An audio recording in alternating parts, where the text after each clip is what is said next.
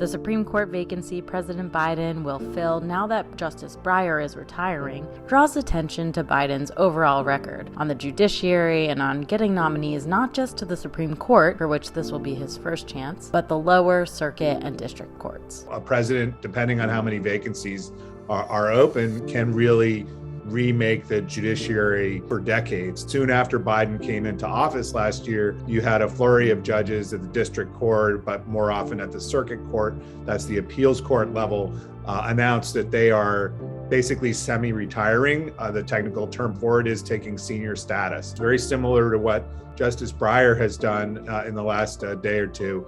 And that basically opens their seat as a vacancy for the president to make a new nomination. With 42 federal judges appointed to lifetime posts as of January 26th of this year, Biden has confirmed more federal judges than any president in 4 decades.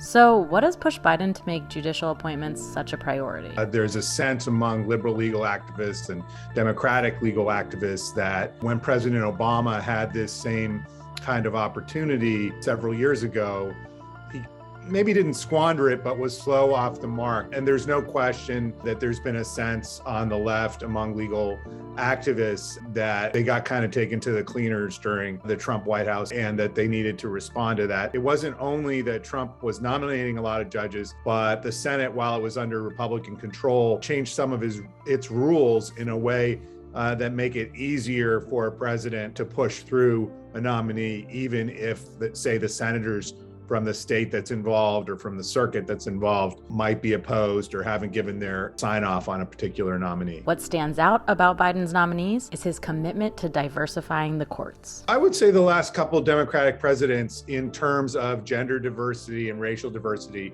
had a pretty good record. With President Trump, it seemed not to be a priority at all. 91% of Trump's judicial nominees were white, and 81% were male, according to AP in November 2017. HuffPost reported that of Biden's first 40 judges confirmed, 32 are women, 27 are people of color, 21 are women of color, and 27 have professionally diverse backgrounds. The Biden administration, I think, more than anyone I've covered before, has made an effort to get people that have a different background, more people that are public defenders or who have worked in public interest law, who may well have a somewhat different perspective than somebody who spent their 20s and early 30s in a federal U.S. attorney's office. When it comes to Biden's upcoming Supreme Court nomination, it's expected to be less of a pitched battle than other SCOTUS nominations in recent history. Part of that is because the Republicans, when Neil Gorsuch was nominated by President Trump in 2017, did away with the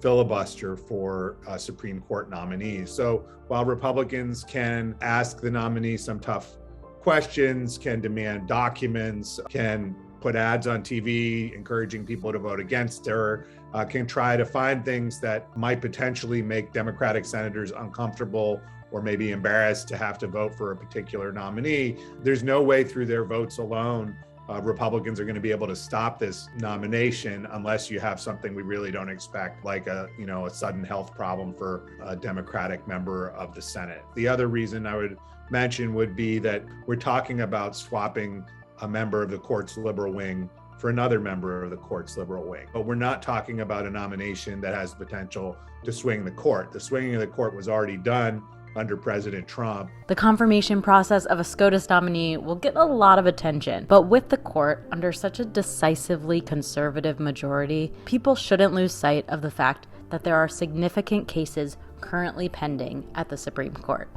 Between now and when a new nominee is confirmed, or between now and this summer, there's a possibility of very, very significant rulings from the Supreme Court. We could see a major rollback of abortion rights, and the court just decided to take a pair of cases on affirmative action in college admissions. So we could see a ruling from the Supreme Court essentially outlawing the use of racial preferences or race as a factor in college and public college admissions anyway, but maybe private college admissions as well. The Supreme Court may well be in the news in the coming months, but it won't be strictly because of the nomination and confirmation process. It could be because of some pretty earth-shattering decisions that they could put out in the course of the spring and summer.